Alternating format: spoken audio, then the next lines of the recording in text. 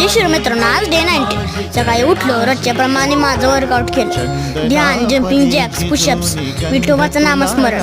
मग निघालो वारी. आजचा दिवस खास होता. सगळ्या लहान मोठ्या पालख्या वाकडीत आल्या होत्या. टाळ मृदुंग, संतांची पालखी भक्तांची. हे दृश्य पाहून क्षणभर मन थांबले. पण एक प्रश्न मनात आला, सगळ्या पालख्या वाकडीतच काय एकत्र येतात? तर असं म्हणतात, वारीतली ही जागा म्हणजे जणू विठोबाचं उंबरठा. इथेच संत आणि भक्त यांचं एकत्र येणं होतं. पंढरपुरात प्रवेश करण्याआधीचा शेवट भक्तिमय थांबा. संध्याकाळी रिंगण पार पडलं.